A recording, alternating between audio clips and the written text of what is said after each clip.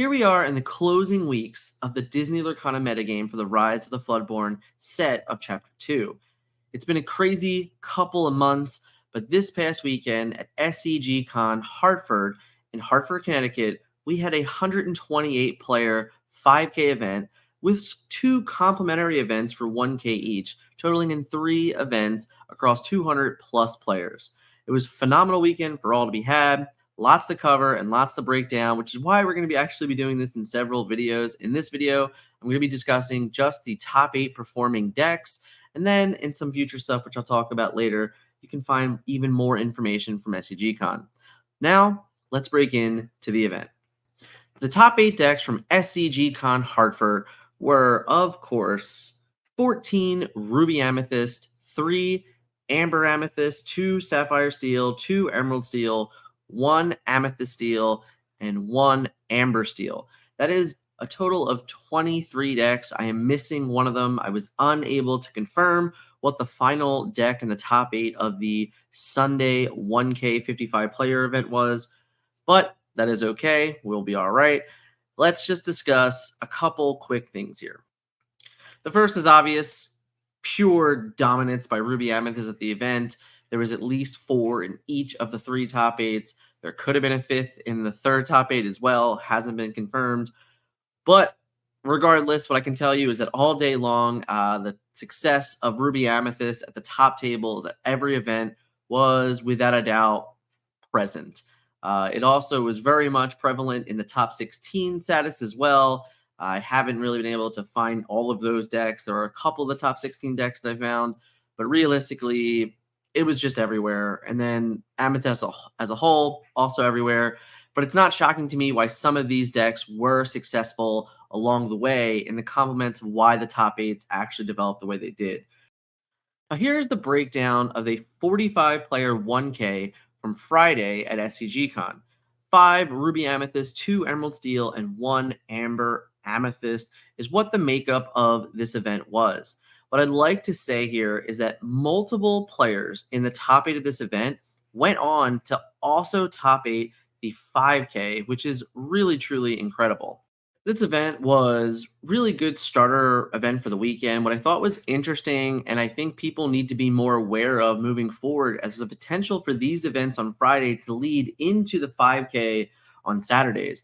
The way it ended up working out is that the players that top 8'd Friday had the choice whether or not to split the prizes and not play out the top 8 at all, or continue to play the event for a winner. But what that did is actually bring in new prizing. What I mean by that is that the top 4 players of the Friday 1K got a round 1 bye. And then the finals for the top 2 players ended up getting a 2-round bye into the 5K on Saturday. That's a massive addition to prizes. Going into a 128-player event with 2 buys is honestly, I mean, that's better than the cash prize. If I'm being completely honest here, the top prize was $400, which is great. Don't get me wrong. That is wonderful. But if you look at a $400 cash prize, getting into 2 buys for a 5K of 128 players, and it could have been more players than that. But even just looking at the grand scheme of going, hey, the event was 128 players. It was 8 rounds. And I got to start the event 2-0 with no negative tiebreakers. That's massive. So moving forward, SCGCon Philly, SCGCon Atlanta coming up in March and April, it might be truly worth it to go to these events for the Friday tournaments if they're going to be continuing this scheme of offering buys into the bigger events on Saturday. Definitely worth it. Huge congratulations to the top 8 players playing for that and all the players that ended up getting a buy or 2 buys, which we're going to be talking about in a second here, one of the players that got 2 buys. This weekend at SCGCon Hartford, George G was able to top 8 the 5K along with becoming a finalist in the 1K. They decided to take a split in the 1K, but this is the deck that he piloted in both events. Over the last few weeks, we have consistently seen a growth in Peter Pan's Shadow in Ruby Amethyst decks. Seeing it here, and in all honesty, seeing it in most of the top 8 decks, really shouldn't shock anyone. The card has become an absolute stud for Amethyst decks in the format, so much so that moving forward, we may even start seeing more than 2 copies, with some decks being able to feature a potential of 4 copies. This deck chose to still run Teeth and Ambitions, and of course, the 2 Ursula, 1 Elsa split, going down on Maleficent, still finding a home for 8 1 cost, Olaf and Minnie Mouse. This really is closer to what I would believe is a more safe stock version of the list, but proving consistency through 2 of the 3 events at SCGCON Hartford. Big congrats to Georgie. He also previously won a 1K in the local area of Philadelphia a few weeks ago, playing Ruby Amethyst. So he definitely has a ton of reps with the deck and has seen a lot of success within the Rise of the Floodborn metagame. Sadly, I don't really have many of the decks from SCGCon's 1K on Friday. Georgie was the one that was kind enough to send me his list. He is a bit local to me. I've talked to him before about other events in the area, so it was nice to get some information from him. What I can tell you is how I feel about the event as a whole. Having 2 Emerald Steel and 1 Amber Amethyst in top 8 makes a lot of sense. The field was very heavy on Ruby Amethyst decks, and Ember Steel and Amber Amethyst has the potential to really, leverage the gameplay of those matchups and be successful. What I can also say is there weren't many steel decks in the field on Friday, and really, truthfully, also on Saturday, which we'll talk about here shortly. So it's not too shocking to me that those 3 decks were able to be successful. I lost to one of the top 8 players in round 2 playing the Emerald Steel discard. Deck was very good, very solid. He knew the game plan and he executed it perfectly in our matchups. So let's talk about the Saturday 5K. The Saturday 5K top 8 breakdown from SCGCon Hartford was 5 Ruby Amethyst, 2 Amber Amethyst, and 1 Steel Amethyst. The field was 100% an amethyst type field. Everywhere I looked, from far and wide, from the tables that I was sitting at, and I was generally sitting in the top 15 tables for the entirety of the event because I finished in 12th myself. I was able to see from far and wide amethyst decks here and there, and this top 8 makes so much sense from where I was sitting that day. Let's break into a few of these decks. The winning deck was played by Robert Serpay. He was kind enough to send me his list, and I will actually be doing an interview with Robert. So I'm not going to go over too in depth with this deck list because I'm going to leave time for him to tell us all about it. But he needed and deserved a shout out in this video. This was a very interesting take on the Amethyst Steel aggro deck. This was a deck that I featured in one of my videos recently, and it was also a top 8 feature of the last Star City Games Con. Robert told me that he was inspired by that deck, started testing this and other versions like this, and was very comfortable settling on this. He was a 5-0 undefeated going into the event, ended up drawing in, I believe, multiple rounds to his complete finish for the tournament, and of course, taking down the top 8 as a whole. Huge congrats to Robert, and I'm very much looking forward to that interview. If you have any questions about this deck, definitely hit them up in the comments so I can ask them to him within our interview. This was a top 8 deck for the Ruby Amethyst side, played by Richard.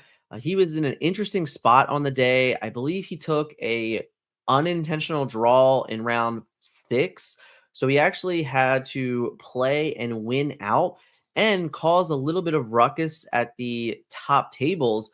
When he was paired to his opponent in the final round in round 8, his opponent only could secure her own top 8 through a draw. But since Richard already had one, they had to play the game because a second draw would have actually taken him out of top 8.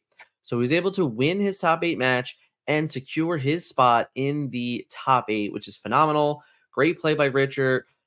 He ended up, looking here at the deck. This version does have a spell book, which is quite different. Still focusing on the Peter Pan shadows again. I'm telling you, they were everywhere this weekend. The card is absolutely insane. Richard also chose to play Yzma in this list. What I can say is I did not see that many Yzmas on the weekend, so I would say that this card is definitely a bit different, and I'm sure it attributes to his playstyle with the list.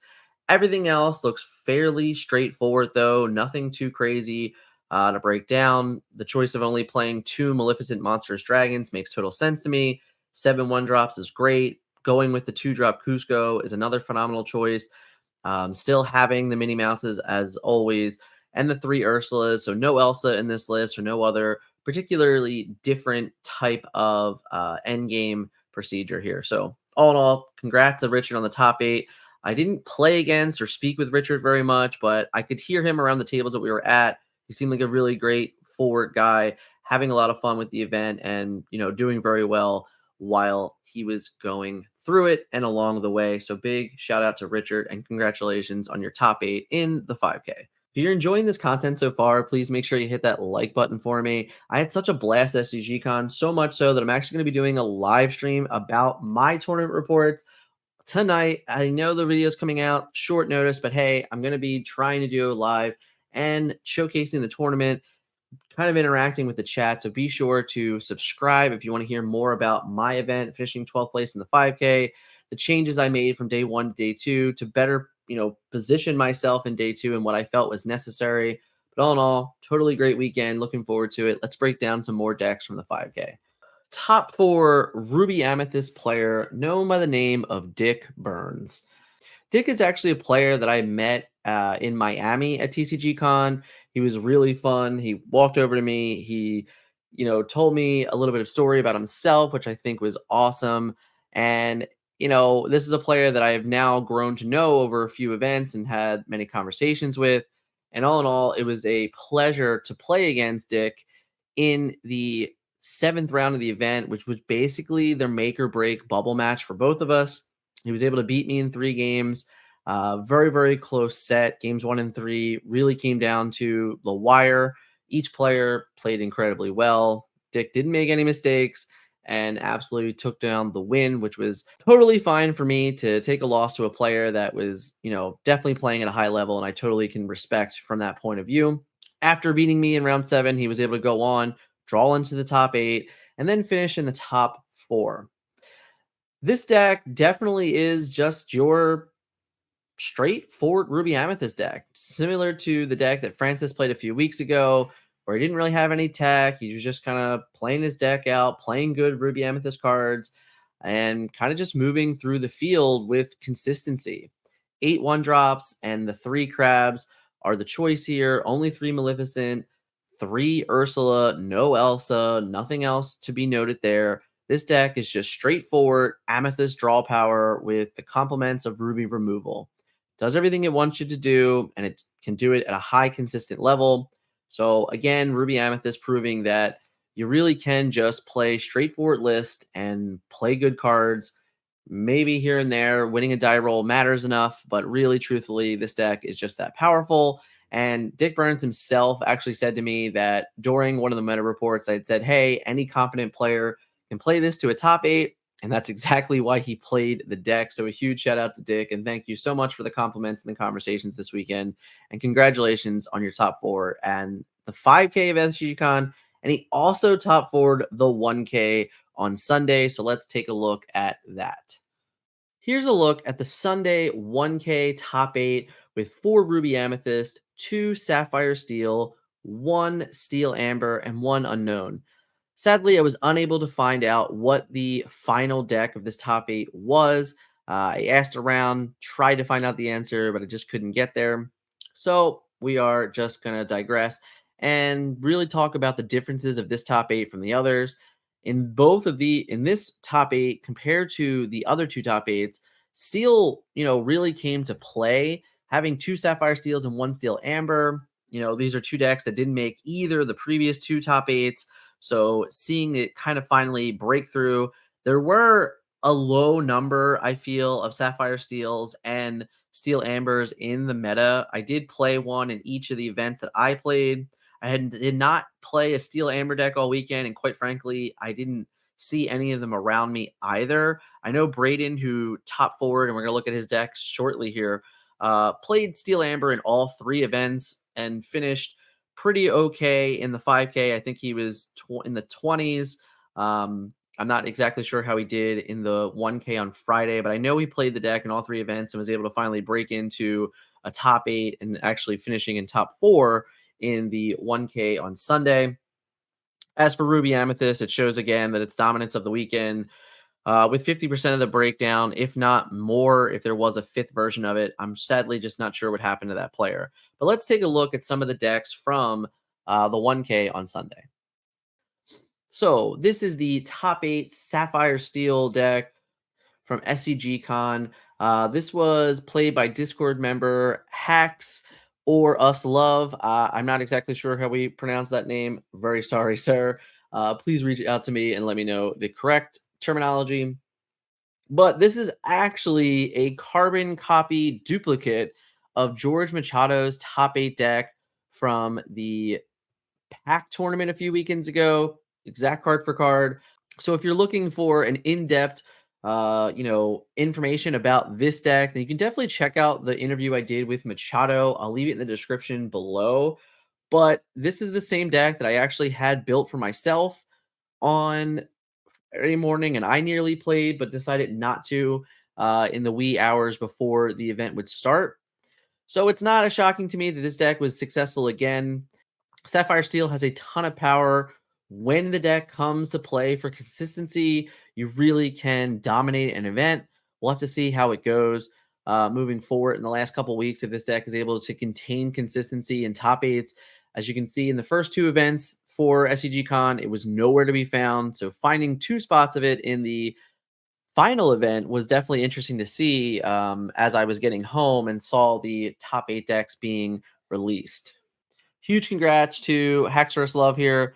Really great to see members of the Discord be successful, and it's really awesome to hear them be successful because of the videos that we put out and information they've learned from our channel. Truly is great to hear any of those things, and anytime I can help someone be more successful in Disney Lorcana. The final deck we're going to check out on today's video is the Amber Steel Aggro deck. Braden played this deck in all 3 events. I had talked to Braden all weekend. He's actually local to us here. I played against him at PAX Unplugged. I've also played in a tournament with him a few weeks ago at Encounter Comics and Games. And this was a deck that I piloted a version of this at that event. I don't know if that had any, reluctance on his decision moving forward, but Braden's definitely a good player. He's played in Magic before. He's a successful player in the Star City Games series. You can find him in multiple top 8s from previous events for Magic. So taking the move from Magic to Lorcana has been a difficult one. It's not shocking to me that he was able to finally pull through and have success in this weekend. This is a really interesting deck in the metagame. It also makes sense to me that it was more prevalent in the more steel metagame that this top 8 was presenting here. It looks like there's a good chance that he was able to beat out some of the other steel decks, as this deck is phenomenal into Sapphire Steel, and opposing Amber Steel decks just creates a lot of problems for them. Utilizing Tiana, utilizing the Prince to the best of their abilities. And of course, any deck with Cinderella being paired with Let the Storm Rage On and Strength of a Raging Fire is just no shocker whatsoever. Huge congratulations to Braden. I really did have awesome conversations with him all weekend about the deck and honestly about Disney Lorcana as a whole. I kind of look forward to our next conversations because he really did challenge a lot of the design processes of Lorcana, and I thought it was very interesting takes from all of those standpoints. So thank you so much for having those conversations with me this weekend, and a huge congratulations on the top 4 finish in the 1K on Sunday. So another huge weekend for Disney Lorcana. As I said, I think it was 228 players or 238 players, something along those lines, through 3 events on the weekend. A massive success for Star City Games. Breaking barriers through left and right through this event. It was really exciting to see all the players come out. It was really exciting to see the different levels and different layers to each event individually. I did not stick around on Sunday. I'll talk about that later in the live stream. But once again, here we are. It's an Amethyst metagame. I didn't do the count, but I can tell you that in Saturday's top 8 Amethyst decks, 32 copies of every single card you see on the screen here. That's a lot. It's huge. I've been saying it for weeks now. It's remarkable to me that how powerful Amethyst truly has been in Rise of the Floodborn. I want to discuss it later on more in the live stream. So if you want to hear my thoughts and even ask questions, join the live stream later. It'll be in the description of this video. And of course, it'll be up on our page as well. So thank you guys so much for watching today. Let me know in the comments how you feel about the total breakdown of SCGCon. I had a blast. I thought the meta was exactly what I predicted. So if you haven't yet, please hit the like button for me. Make sure you hit subscribe. As always, let me know in the comments how you feel about SCGCon. If you went to the event, I'd love to hear your experience. I talked to so many players. It was remarkable. It was fun. But let me know how you did in the events. Like I said, I finished 12th. Live stream later tonight. Thank you guys so much for watching. If you can't catch a live, make sure you catch the after roll. You can always catch the videos. I'll see you guys in the next one.